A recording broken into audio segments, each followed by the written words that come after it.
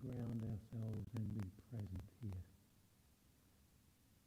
Just gently bring your focus inward onto the breath. Sit comfortably, relaxed, with your eyes open or closed or half closed. No choice. Keep your spine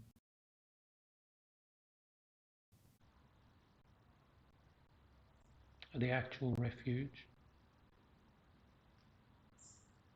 And then we have external Dharma and internal Dharma. The external being the teachings, the texts, the books. And the internal Dharma is our own experience, our own realizations.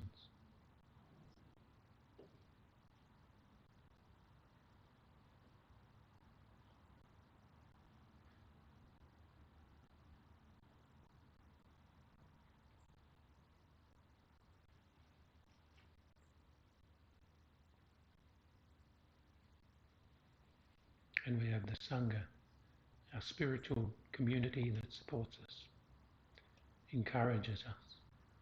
We have the Buddha, the Dharma, and the Sangha.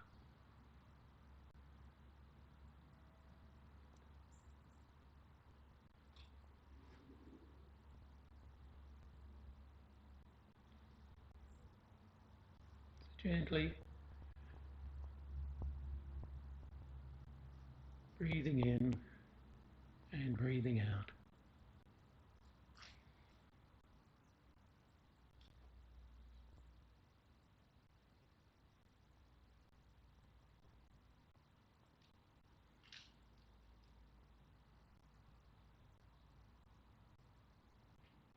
Just relax.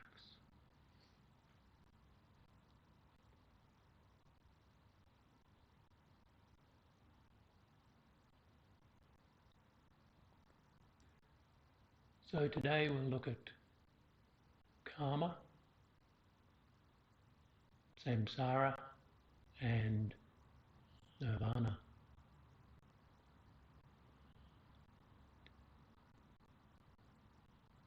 Karma means action. It is the law of cause and effect. For every effect there's been a cause.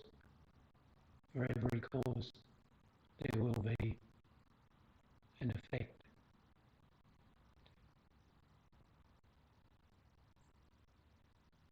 So we can actually create the results that we want by creating the causes that will bring those results. That's our Dharma practice.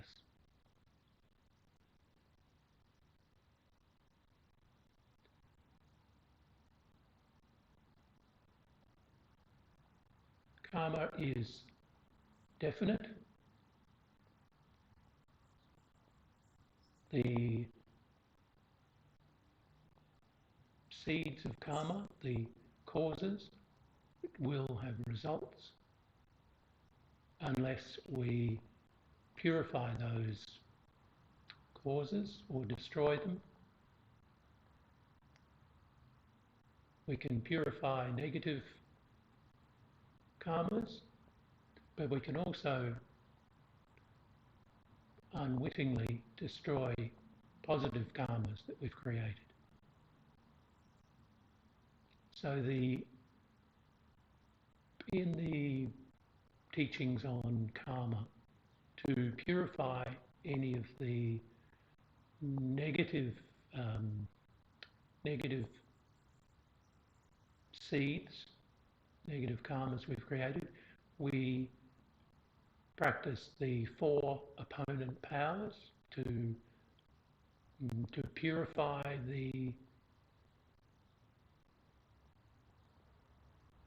basically to destroy the seeds of negative karma. If the conditions are not there for karmas to ripen, they won't. If they are there, then we will experience those results. So with negative karmas, all karmas increase. The example that Geshe gives in his Essence of the Path to Enlightenment, the text we're teaching from here, Geshe gives the example of an acorn that, given the right conditions, will become an oak tree. So, in the same way, like here we have the California redwoods. The seeds of these are about the same size as a sesame seed. So from these tiny little seeds, given the right conditions, then we end up with these beautiful giant redwoods. The opponent powers to destroy negative karmas are the power of the opponent, and in any negativity that we've created, it is either toward a sentient being or a Buddha. So negativities to sentient beings are any negative action or thought or speech. All those can be purified. Negative actions to Buddhas are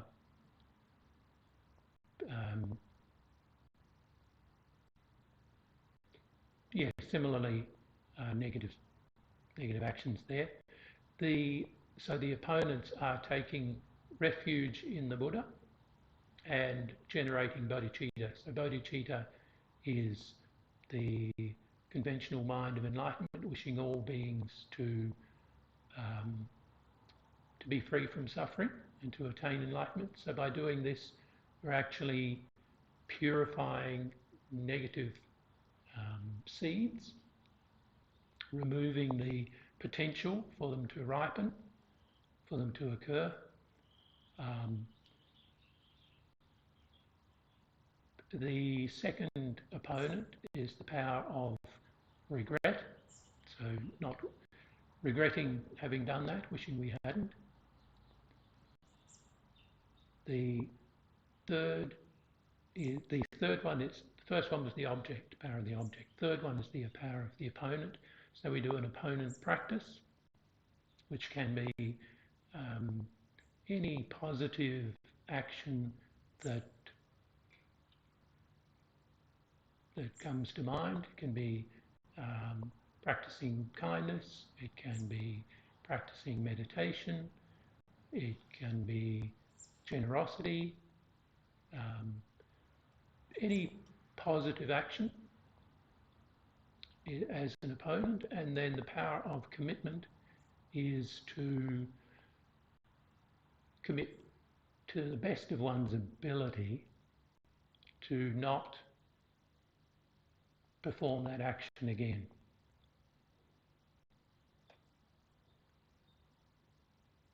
And so that's for the negative karmas. The same, we don't need to practice the opponents for positive karmas. We just need to prevent them degenerating. So not creating the causes for any positive action that we've done to dissipate.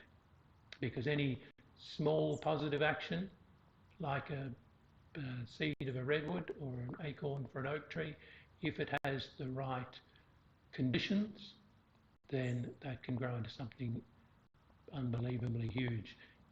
In our case, our positive actions, the intention is to attain enlightenment, to benefit all sentient beings, and to, having attained enlightenment, to then lead all sentient beings to enlightenment. So the thought of that, with the correct conditions, the correct reminders of motivation to do that, so that with every action we perform with body, speech or mind, then we are thinking, through this action, may I quickly attain enlightenment to benefit all sentient beings. And that applies to everything. So just waking up in the morning, through the action of being awake, being alive today, may this be the cause to attain enlightenment to benefit all sentient beings. Having breakfast, same, through eating this food, may this nourish me so that I can practice and attain enlightenment to benefit all sentient beings. So every action, breathing in, breathing out, having a shower, everything with that motivation, through this may I attain enlightenment, step by step, to benefit all sentient beings. And the other part of that is dedication. So the motivation is to attain enlightenment, having that thought or that action at the end of each action or the end of each day. Think, I dedicate this merit for the benefit of all sentient beings. May I and all beings attain enlightenment. Rather than just letting that wonderful thought, that action that day, just disappear into the continuity of time and space. So every action, every thought, every word can actually be Dharma practice that will grow into our attainment of enlightenment. Enlightenment is just a state of mind.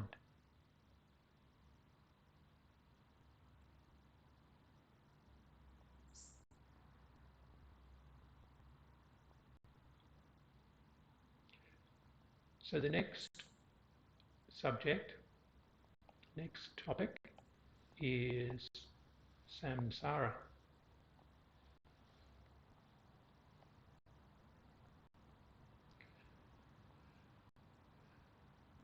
Samsara, in Geshe's Essence book, is described as the state of body and mind of an ordinary being arising due to karma and delusion. So our karma, our negative karma, creates samsara.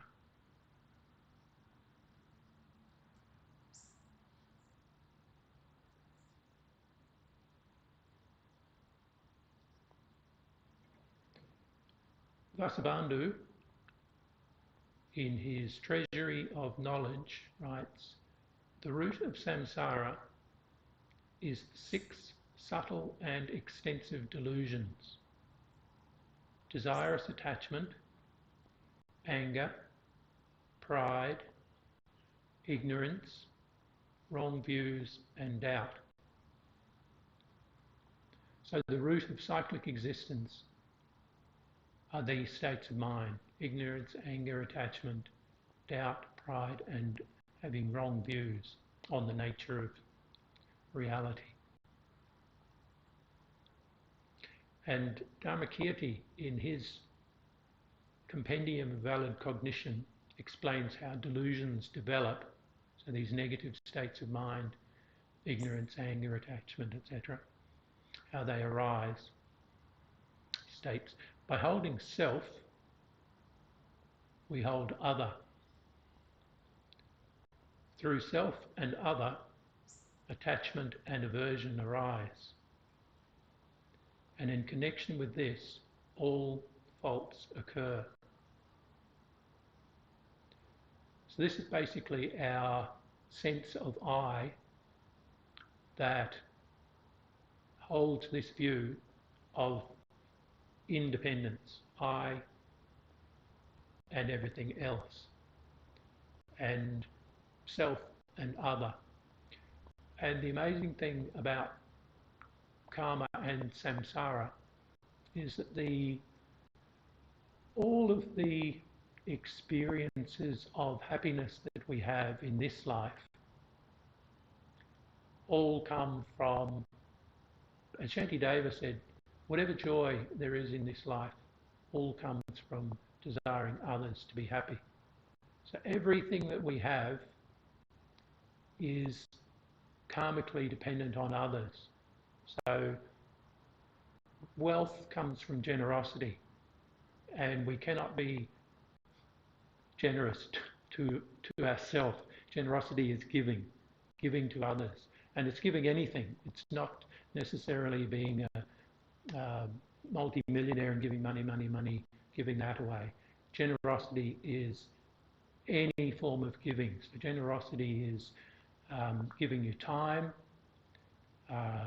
giving your protection. So for insects and animals and creatures, that's generosity, looking after them, giving advice, giving anything, giving a flower, giving money, but just giving. Everything that is an act of generosity, that is thinking of others, creates wealth. So, and in the six perfections of the Bodhisattva path, generosity, ethics, patience, joyous effort, concentration and wisdom, all of the positive experiences we have in this life are all through others, through our karma, creating good conditions in this life, having benefited others in this and previous lives. So even though it seems that by looking after ourselves we'll have all good conditions, it's actually through looking after others that we have good conditions, and by looking after others and thinking of others that we attain enlightenment. The other part of Shantideva's verse about whatever happiness we have comes from, whatever joy there is in this life all comes from desiring others to be happy. Whatever suffering there is in this life all comes from desiring oneself to be happy. So it's pretty much the opposite of how things are portrayed in this samsaric world. So by giving we have wealth, not through hoarding money or whatever, resources. Through ethics we have good conditions, good appearance, friends, all of these things that are so valuable and valued by people. Patience, all of these virtuous practices are what gives us what we could call a good life. And it all comes from others. So by thinking of others, we benefit. And it all comes from this idea of holding self and other. Chandrakirti, in his Engaging in the Middle Way, explained all faults and delusions, without exception, can be seen to arise from the view of the transitory collection, which is our five aggregates, our form, the self that we think is the self, form, feeling, discrimination, compositional factors, and consciousness. They're what basically is described as a human being, the self. By seeing the self that is the object of that view, a yogi or yogini refutes such a self. So these faults and delusions that arise from thinking of this transitory collection as existing from its own side. So I was going to say real. It is real because we exist, but it does not. Nothing exists from its own side. So the idea of self the delusion of self is that I am an independent, inherently existent being. And there are various meditations on analysing to find the self. Is the self like the form? Am I my form, my body? Am I my feelings? Am I my discriminating mind? The compositional factors? Or am I my consciousness? And then there are meditations on, am I all of those? And by step doing these meditations, this independent self cannot be found.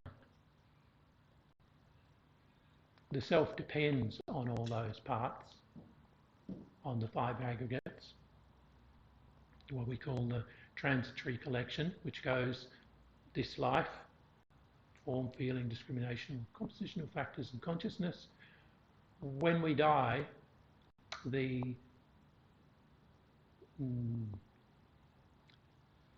some views say that we die and that's the end of it. But this sense of I continues from life to life. That's samsara. And the deluded sense of I that discriminates self and other is the one that's creating samsara. Nirvana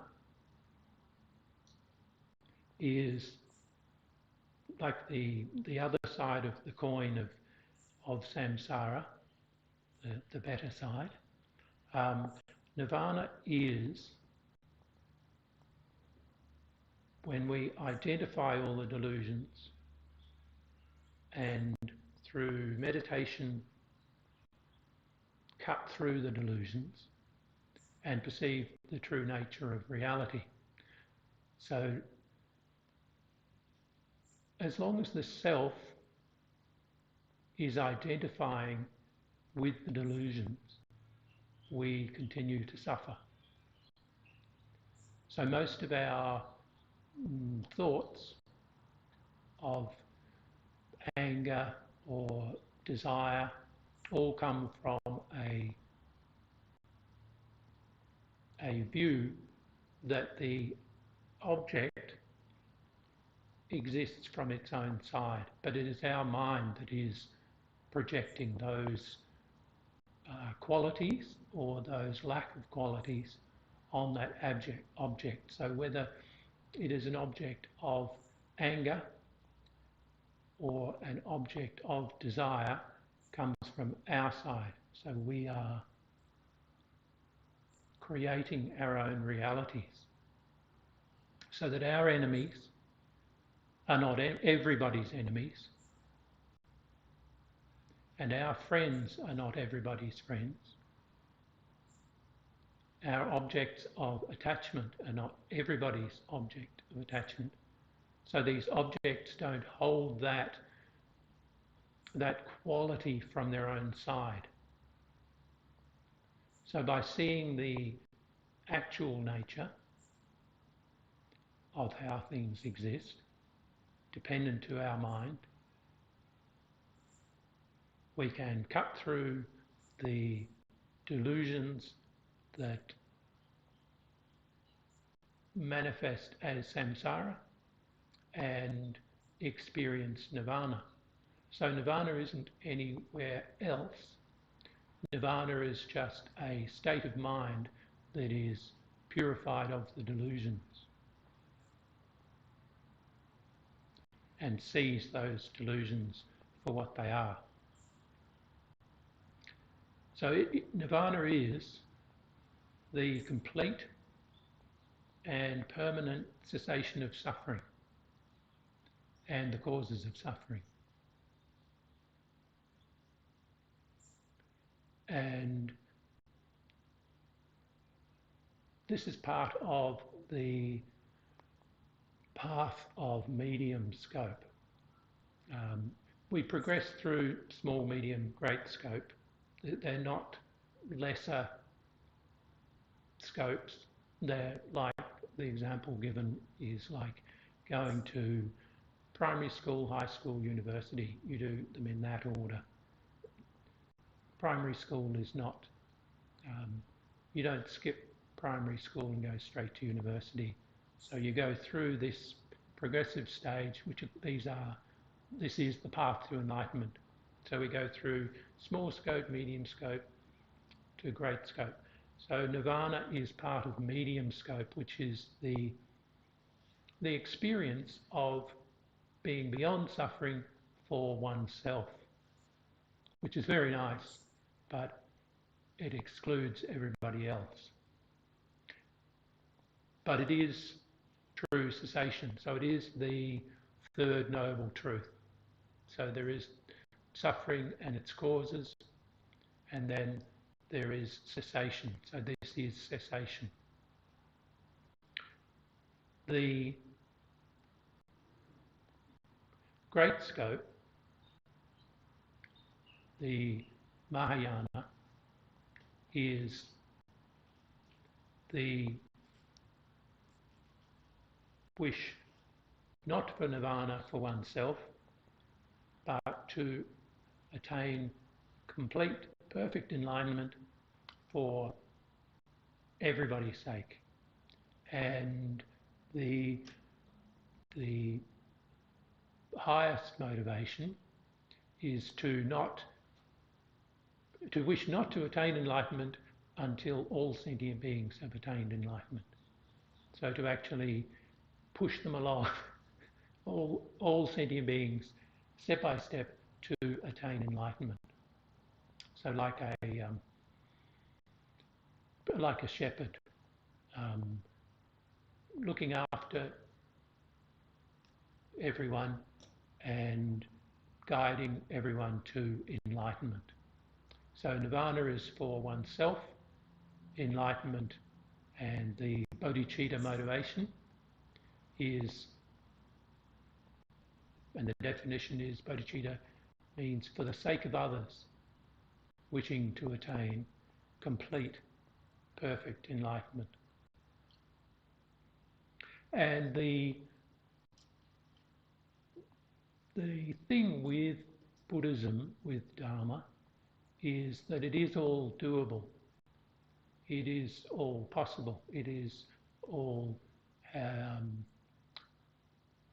it has been, the path to enlightenment has been followed from beginning to end by many, many, many sentient beings. So enlightenment is possible for all beings. Enlightenment is possible for us. It may take a little while. It could take many lives to actually create the causes and conditions for the ripening of those seeds, those potentials, to actually attain enlightenment. But the teachings of Buddha, the Dharma, his teachings, are to get us to the state of enlightenment. That's the object. And it is attainable for all sentient beings. The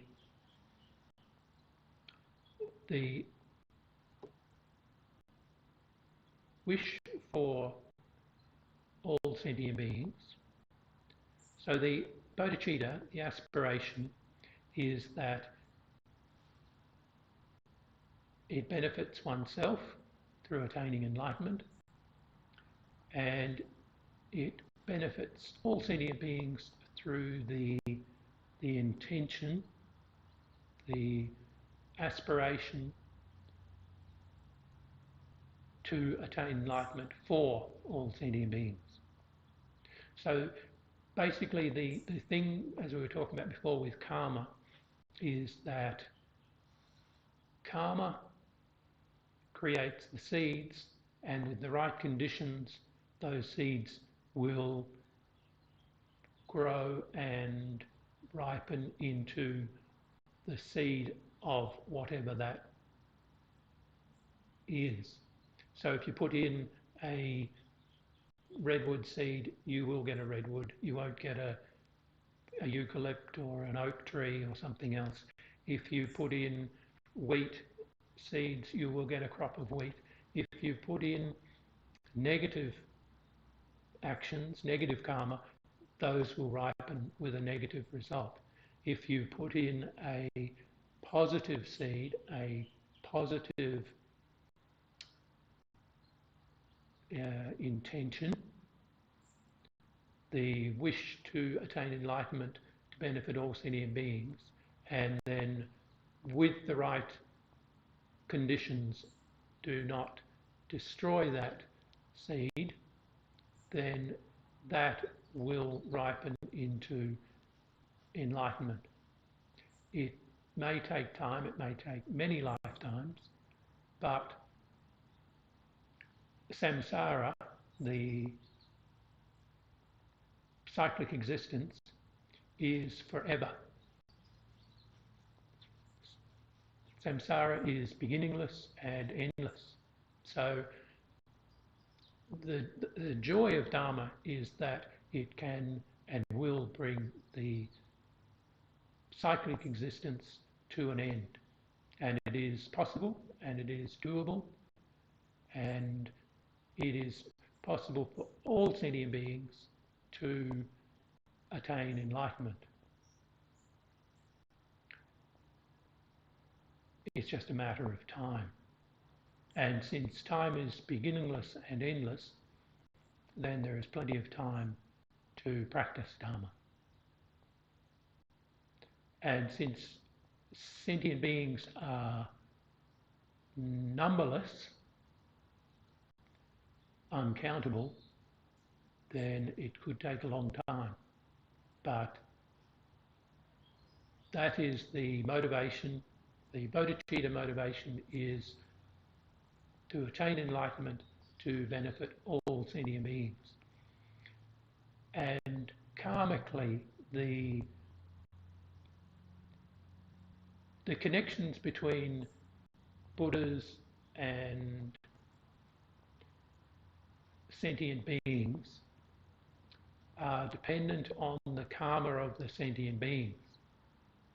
So by creating the positive karmas that connect us to spiritual practice benefiting sentient beings, then we create the causes to have the conditions to practice, to study, to meditate, to learn, as we have here. So we've somehow, all of us have actually created somewhere in this life and previous lives the karma, the causes to experience being in Geshe's holy temple, with Geshe here, the fabulous, beautiful Shakyamuni Buddha. All of these things are the results of positive karma.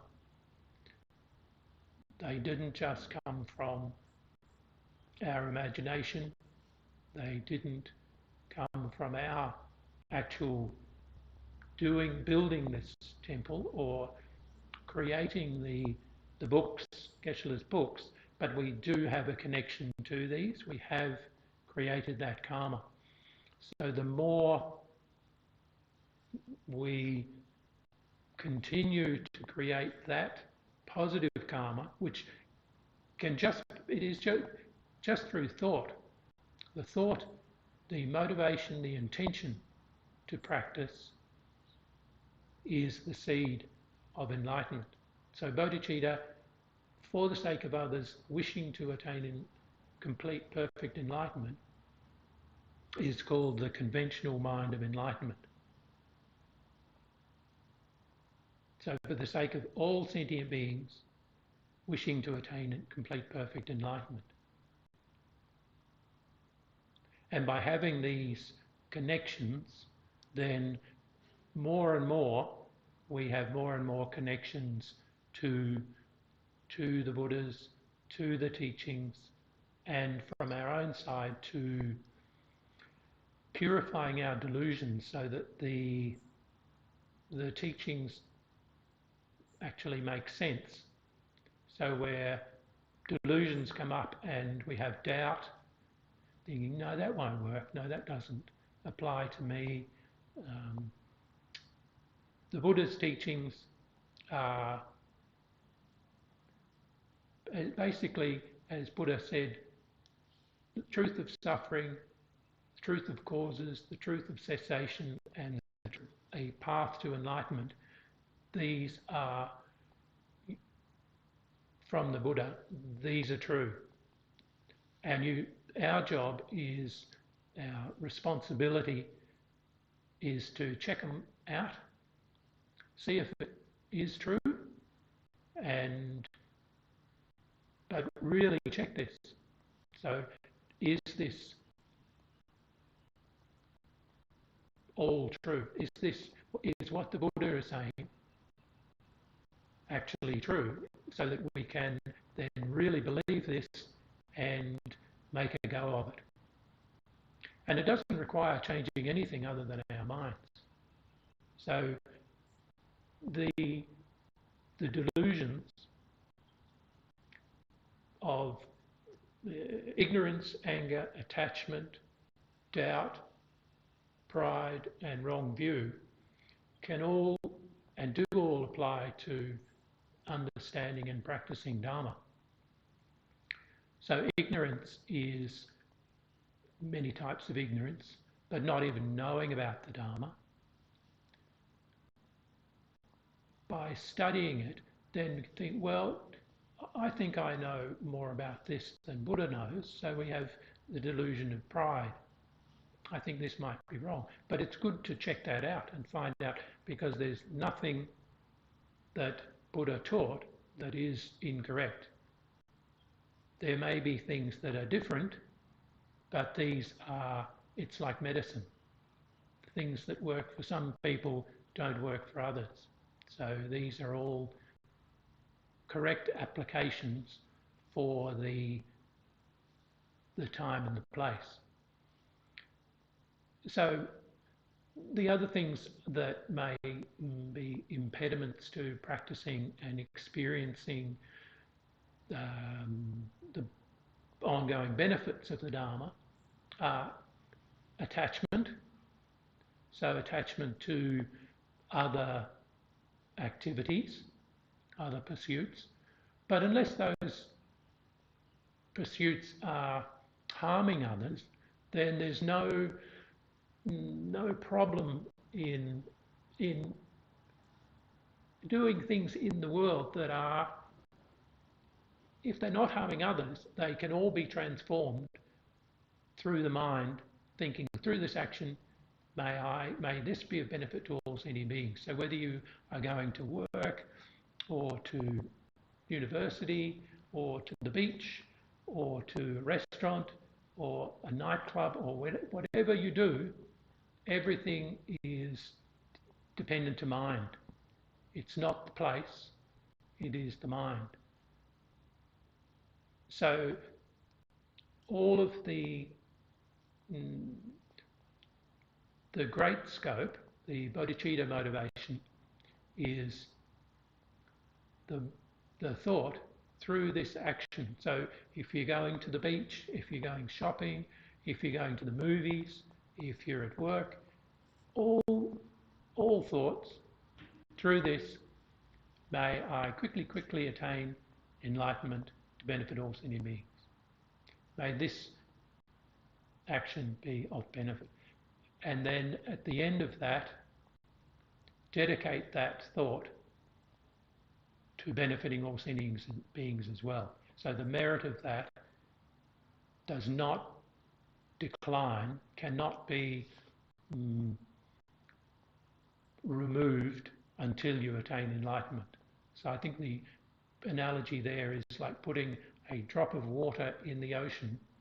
That one drop of water you put in the ocean will not disappear until the entire ocean has gone, dried up, blown away, whatever oceans do in the end. So that's the same with our merit. The motivation to benefit sentient beings and the dedication of that merit, that will continue. And that store of merit, which is just mind, those are the seeds of, they are the karma to have these connections to the Dharma, to understanding the Dharma, to creating the conditions and connections to the Sangha, so the spiritual community who supports us in our practice, and so we just do that. It's like it's like breathing. You don't have to ask, why do I have to keep breathing? It's just useful. So if you stop, things could change drastically. Stop breathing. So you just keep practicing Dharma, the thought, the intention, the motivation for the sake of others wishing to attain complete, perfect enlightenment. The 6 perfections of the Bodhisattvas, the generosity, ethics, patience, joyous effort, concentration, so meditation, and the wisdom, which is the wisdom perceiving the actual nature of how things are, how it is, all have in themselves 6 perfections. So in practicing generosity, there is the generosity of generosity, the giving, to actually give. So whether you're just giving your time, or you're giving money, or you're giving flowers or food, shelter, whatever you're giving, that's generosity. By thinking more and more, may I just give, may I have all the resources to give everything, then that is the generosity of generosity. Then there is the ethics of generosity. So having a pure, ethical practice of generosity. So not giving the wrong thing to the wrong person. And you're not giving it with anger or big ego or any of those things. It's just giving, the joy of giving. So the ethics of being able to give, to practice generosity. And then there's patience. So the patience of generosity. So just continually, no problem, I'll just be patient. If the person giving to birds or whatever, any beings, if they're not receptive, then no problem. Then patient with all conditions. The joyous effort is to just persevere joyously in the thought and the action of giving, and in the meditation of generosity, so as to have single pointed concentration of the action of giving. So not scattered, not thinking anything else, it's just giving, making an offering to a sentient being or a multitude of sentient beings.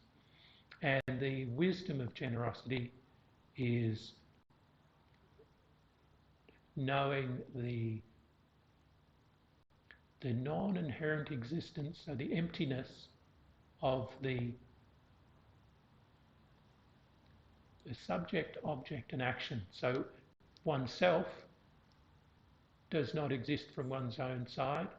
The recipient does not exist from their side, and the action of giving does not. It is all of these things are just dependent arisings. So we are.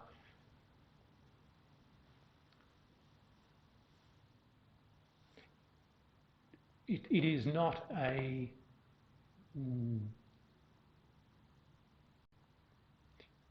Things do not inherently exist. So generosity is just a dependent arising, as is the person being generous, oneself, and the recipient, whether another person or an animal, bird, whatever. Everything is just a dependent arising, even though we think of them as how they appear to us at that moment.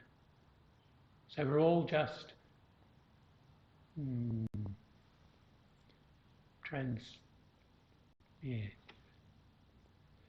all sentient beings are just passing through. So everything that appears is how it appears to our mind at the time, and we think of that as real.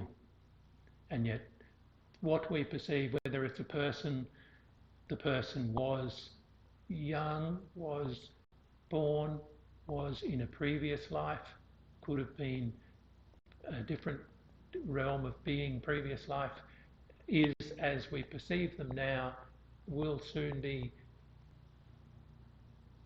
in another life. So all of this emptiness of inherent existence, all of these the six perfections and the six perfections of the perfections allow all of this to, the actions do not become samsaric actions. They become the actions of a bodhisattva. So you're not creating delusions for yourself, thinking, oh, I am generous, I will be wealthy, I am this. None of these things exist from their own side.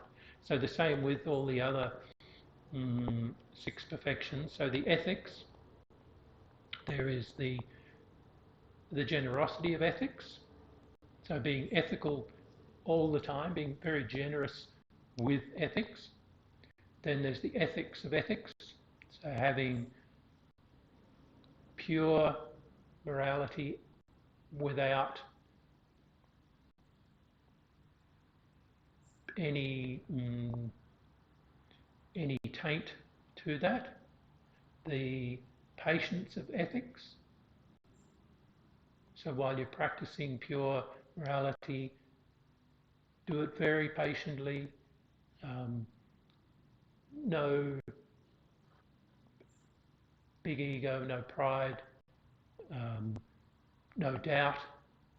So it's just patiently practicing, and the same with joyous effort. So continuously try and practice that. The concentration or meditation on ethics is when practicing, then just keep it to that. And the wisdom of ethics is that it is a dependent arising. And then we go on to patience. So there's the generosity of patience, ethics of patience, go through those right through the whole lot. So each of the six perfections has the six qualities, the six perfections to it. These are the path of the bodhisattvas. And so bodhisattvas are sentient beings who practice bodhicitta. So the wish to attain complete perfect enlightenment for the benefit of all sentient beings. When you have that thought, that wish in your mind, to every action you take is there to benefit all sentient beings and to bring them to complete, perfect enlightenment. The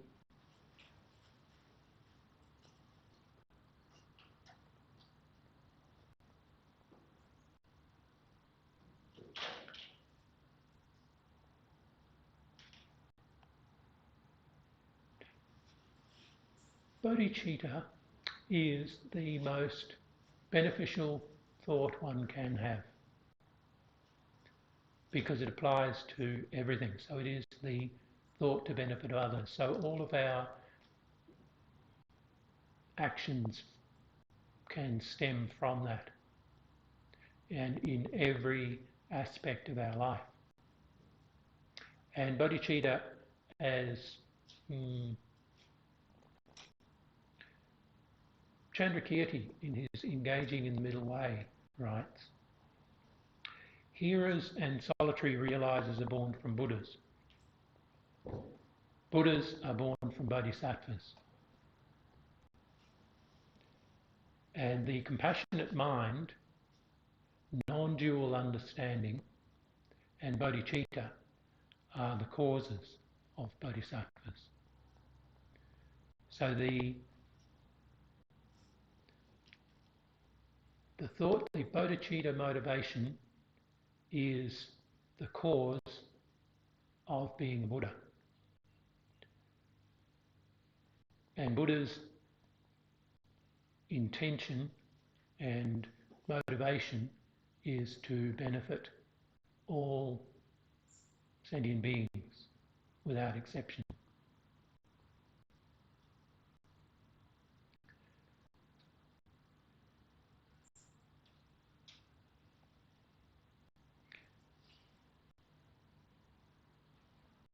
In Geshe's Essence of the Path, there are two methods explained on how to develop bodhicitta. One of them is the 7 cause and effect method. I'll just lightly go over them here. We won't necessarily meditate too much on it. The intention to benefit all sentient beings and the wish to attain enlightenment to do that then requires, as a basis, is to see all beings with equanimity. So not as friend, enemy, stranger. So from seeing all beings with equanimity, we then, the 7 cause and effect method is to perceive all sentient beings as having been our mother in a previous life. And because we have had beginningless lives in samsara, then all sentient beings have been our mother. The mind of delusion can go, yes, but all sentient beings have been my worst enemy, or all these other thoughts as well. Let those thoughts settle, and that's not part of the practice. This is to develop bodhicitta. All sentient beings have been one's mother. It's just in this life we only have one mother that we can recall. So the first thought is perceiving all sentient beings as having been our mother. The next thought is to remember their kindness. So having looked after us in the womb, and then when we're little, feeding us, cleaning us, just constantly there to make sure that we are happy, healthy, all the things that a mother does in this life. So that is remembering the kindness of a mother. So all sentient beings that we perceive throughout the day, whether they are friends, strangers, enemies. So the few or many people that we perceive, every single one of them has been our mother. So we should remember their kindness in perceiving everybody. Then the next point is repaying that kindness. And the best way to repay kindness is to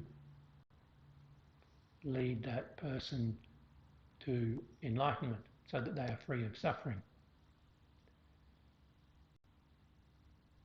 The next two, great love and great compassion. Great love is the wish for someone, or great love is the wish for all sentient beings. Love is the wish for someone to have happiness. Great love is the wish for all sentient beings to have happiness and all the causes of happiness. Great compassion, the fifth one, is the wish for all sentient beings to be free from suffering and all causes of suffering. So we went through a few of these a couple of weeks ago in the meditation on the four immeasurables: love, compassion, joy and equanimity. The sixth step is pure superior intention. So that is the intention to take responsibility. So that's the Bodhisattva action. So in the Mahayana tradition there are commitments or vows or intentions that one takes responsibility to benefit all sentient beings, and step by step create the conditions so that they may attain complete perfect enlightenment. And the final step of that, with all of those states of mind, step by step, is the thought of bodhicitta. In engaging in the bodhisattva deeds, a teaching from Shantideva, his method is equalizing and exchanging self with others. So basically seeing that all sentient beings are like oneself. We're all in samsara together. So we are all impacted. We are all struggling or experiencing birth, aging, sickness and death.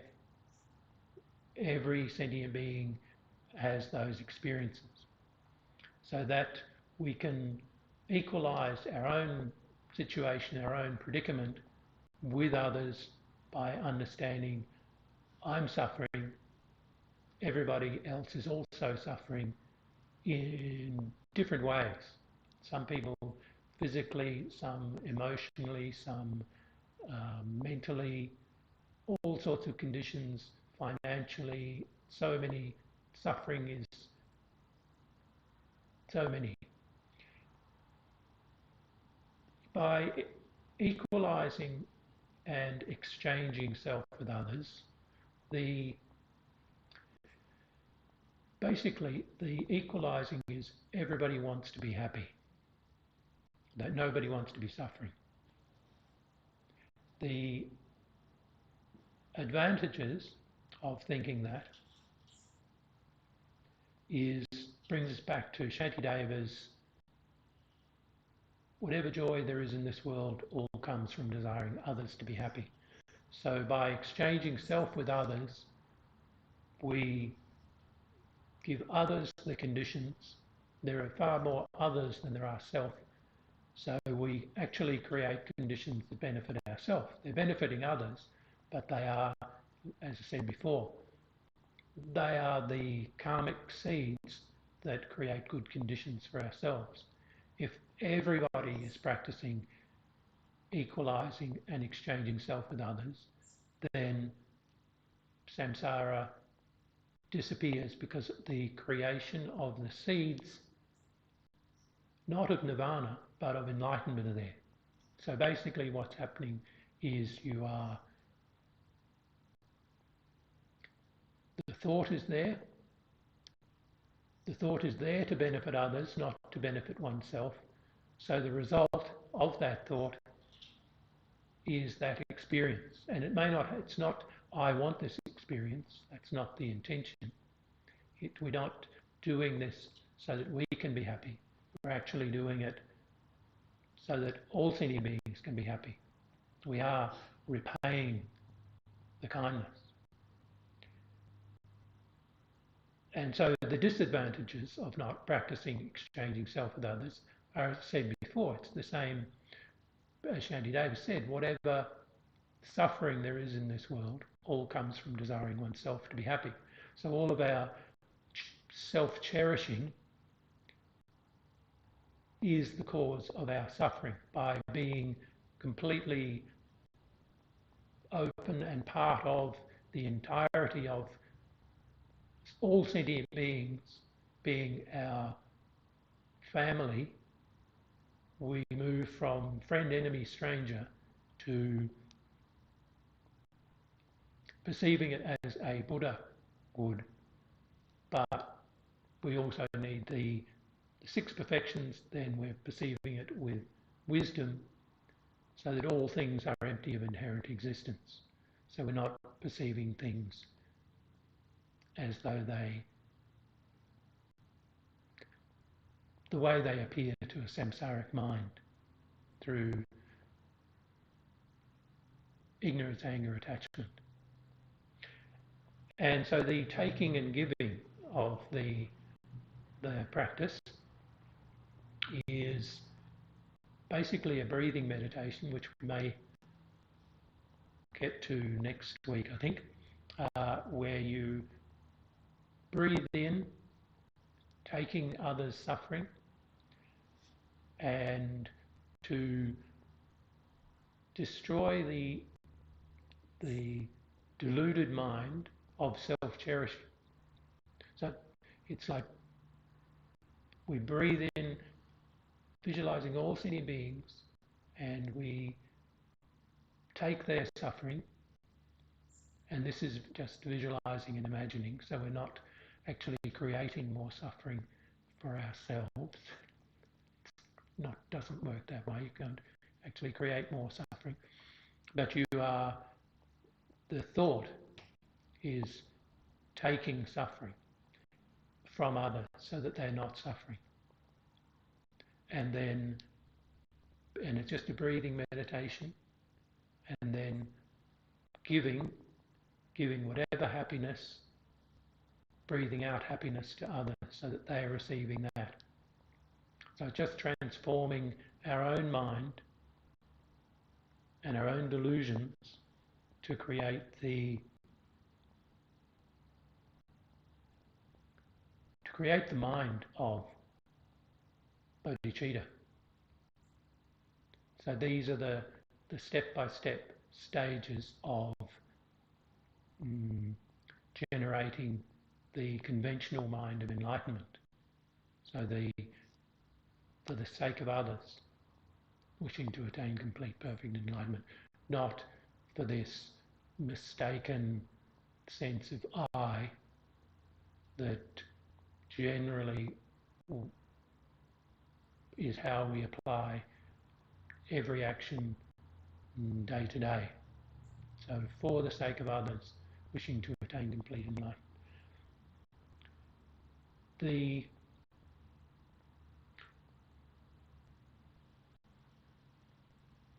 result of this is that when we attain the actual experience of bodhicitta, then our own sense of self is we understand that self exists dependent to other. So we are not an independent entity, even though we know that anyway, because everything we experience in this life is dependent on others, even though somehow we think, I did this, I did that. But nothing, everything we perceive, everywhere we go, every person we meet is interdependent. So this, we just turn up here and come to this beautiful temple and attend class. But for this to be here took so many complex conditions to build. So like from Geshe, Acharya, Thubten, Loden, to actually live here at this place, have the intention to build this place, to build the temple, to do the books, to have them printed, to have the temple built, to have people come and build it, for those people to come here, those people to have jobs, those jobs to exist. Everything in the entirety of the world is interdependent. So with bodhicitta, we just see how it is anyway. But with wisdom perceiving emptiness, we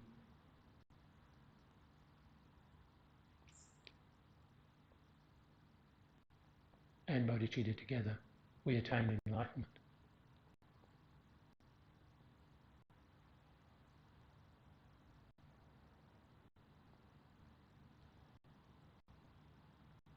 Does anybody have any questions?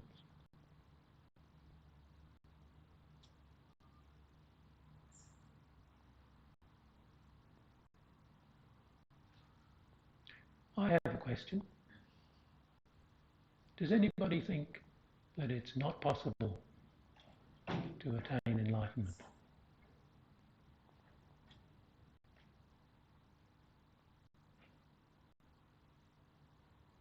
It's good, because it is possible. That's the entire point of practicing Dharma.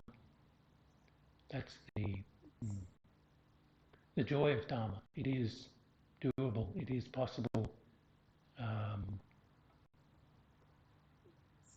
From Geshe or from His Holiness Dalai Lama, they are not just entertaining us, they're providing us with the means of attaining enlightenment for us. Like, it is possible. It's not, it's only possible for Tibetans, or it's only possible for monks and nuns. It's possible for everybody. It is doable. It may take a while, but we've got a while. We just need to create the conditions to continue to have the ability to practice, to have the conditions, to have the teachers, to have, and not just this life. This life could be over like that, but in all future lives, you create the causes to continue practice.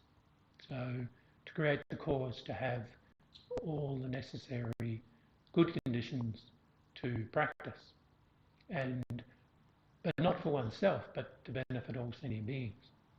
So then it gives you, it's a good career path, because samsara is available forever for sentient beings if they choose to just keep going round and round. And samsara is just a circle of birth, aging, sickness, death, that through delusion people think it's great fun, that I can attain wealth, or I can become famous, or I can, meet beautiful people, or whatever samsaric thoughts. But it's still samsara. It's no matter what you have, there's still the mind of the previous karmic seeds that ripen to destroy all of those good conditions that you think, I create this. It's just karma that creates it. So it's better to, if you want happiness rather than going for the best job or the best suburb or the best bank account or something, you aim for enlightenment, and all those things may come along as well, which is fine, because then if you have all the wonderful conditions of samsara, then you can use them to benefit all sentient beings. Yeah. So I think that'll do for now. Oh, one question. Yes. I was wondering, is it possible to, sorry, let me read it. After, if one attains Nirvana, would one still be reborn in cyclic existence? If one attains Nirvana, yeah. If one attains Nirvana, would one still be in cyclic existence? I believe that when one attains Nirvana, from what I recall, then you have passed through the delusions and those conditions, but you at some point realize that all sentient beings are suffering, so then you wish to benefit all sentient beings. So you don't fall back, but you can go on to greater benefit. So rather than just benefiting oneself, and indirectly it benefits others too by attaining nirvana, because you're no longer creating suffering for others. So you're not creating delusions that you're one less of the numberless sentient beings creating havoc for each other. Yes, Valerie. Yep, Valerie. In Tibetan Buddhism, so when you said purifying karma, so does it mean that karma is eliminated, or will it still ripen but in a different way? You purify karma through those four opponent powers, power of the object and the regret, opponent and commitment.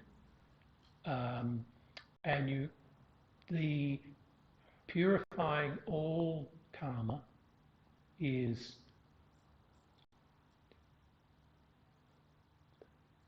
I think you still experience karma, but you can see once you understand emptiness, the non-inherent existence of things, then you're not the sense of I as the recipient of that karma, then it's not holding to that experience.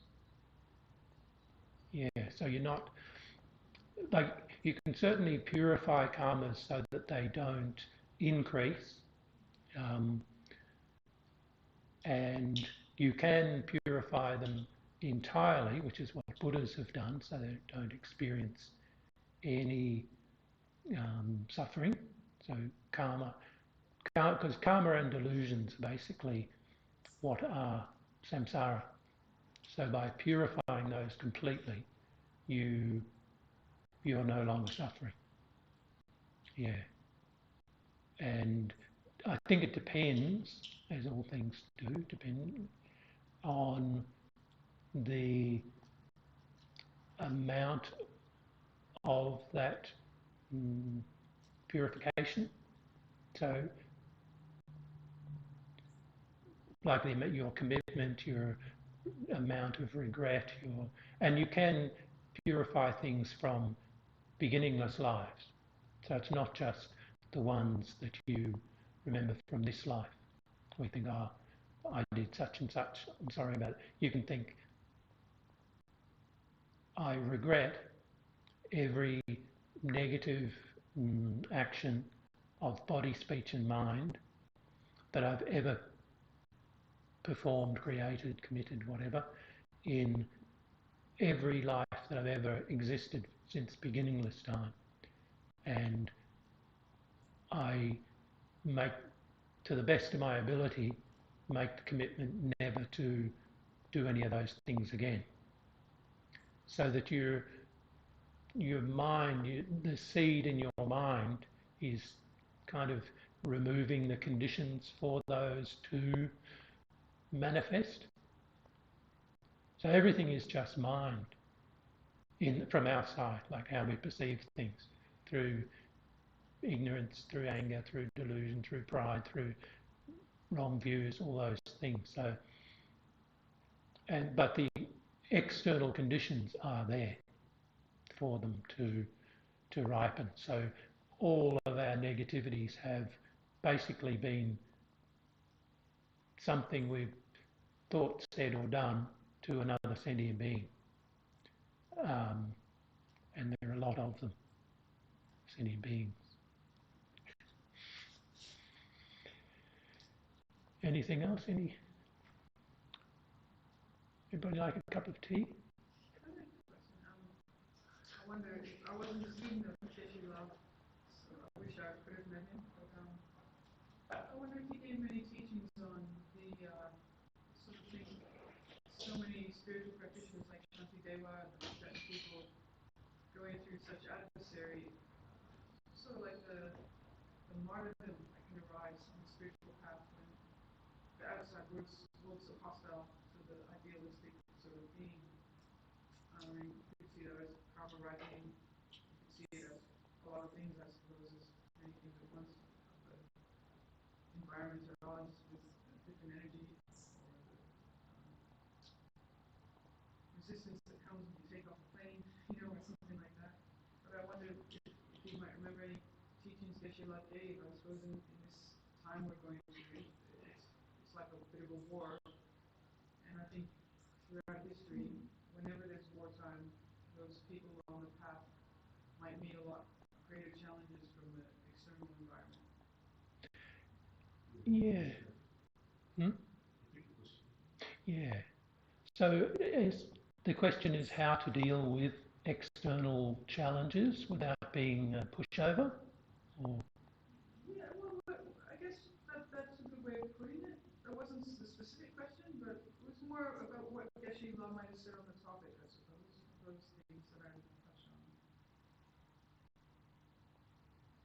Yeah, because, well, basically everybody, all of us are in having the same experience. So some people are having, everybody's suffering.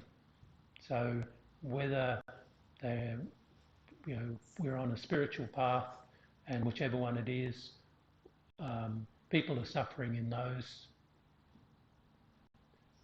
because it's like we have teachings to support us, and we have, so just all of the basic things of patience and perseverance and bodhicitta, like the thought of benefiting others, even if they're arising negatively to us. You don't allow people to harm you, because that's bad for them too. So in all countries, even in the time of Lord Buddha, they had armies. They have, this is samsara. So and in Dharma, you are your own bodyguard. You are your own protector. So you protect your mind mostly from itself, from doing some negative action. But no matter no matter how high you go in society, like if we call ourselves spiritual practitioners, we're just sentient beings like everyone else. So and everyone is experiencing suffering. So whether they are billionaires and trillionaires, whether they are beggars, whether they are of certain political persuasions, whatever it is, whether they have greed or anger or ignorance or whatever, they are creating suffering. So from a Buddhist perspective, then we have love and compassion for them too. There's nobody exempt from the wish for all sentient beings to have happiness and the cause of happiness. So all of the enemies and whatever, if we have any, then those enemies can only exist because we've created the karma previously. For other people, they are not enemies, they are their family or their friends or their whatever they are. So it's the thing really is to create the conditions to have just enough to sail through samsaric conditions, benefiting all sentient beings, attaining enlightenment and benefiting all sentient beings. Because samsara is suffering no matter what conditions you have at the time. So I think of, people who aspire to the wealth of billionaires and whatever, they might, I don't know what they think, but if they look at their bank account or their shares or something and think, I could spend $1 million a minute and live for 100 years and I'll still have money left over. So then they could stress and panic and be depressed. That what happens then? They lose it all. So if they're greedy, there's so much suffering. So there's, like, no matter how high you get, there's still suffering. And no matter how low you go, to be a beggar or refugee and lose everything, there's suffering. And then all the way through the middle, there's still suffering. So that unless you're, as long as you have this sense of I'm suffering, whereas you can go, oh, but then so is everybody else. So there is no place in samsara where beings are not suffering. They might think, and enjoy the conditions, but samsara is that impermanence. So if you have good health, then you go, oh, now I've got a headache, or I've got lots of money and now the economy's crashed. Just, it is beyond our control. Samsara is a basket case.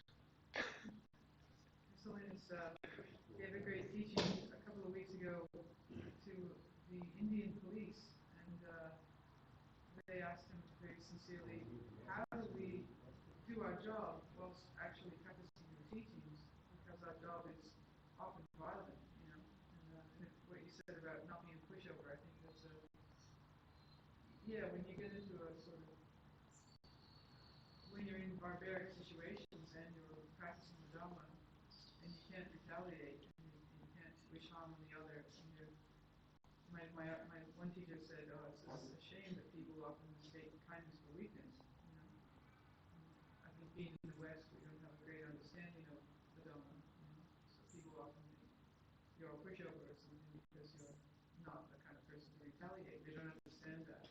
Yeah, which is why we have all the conditions. So it's good that the police are there to protect us and themselves, and it's good that they're there to protect the other people.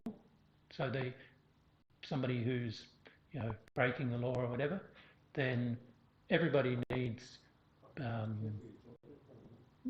love and compassion. So it's not we're not society. When it works, you have all these things, so it works. Yeah.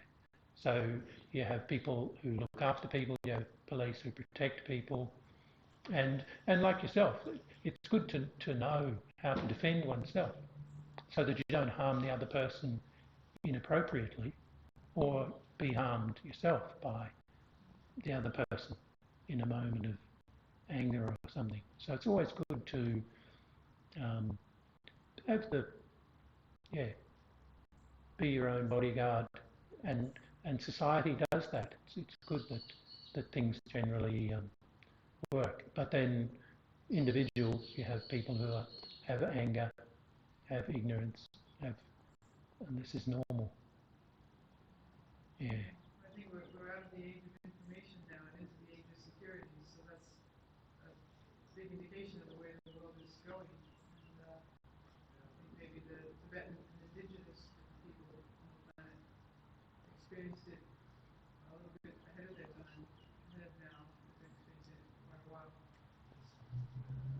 So they would have so many great insights and such incredible strength to, as you say, use their skillful means to continue their practice through adverse situations sometimes. Yeah. Anyway, we'll have to leave it there. We're over time, I think. Thank you, everybody. Have a wonderful week. See you next weekend. Is there another teaching? There's a 4 o'clock Lam Rim after this.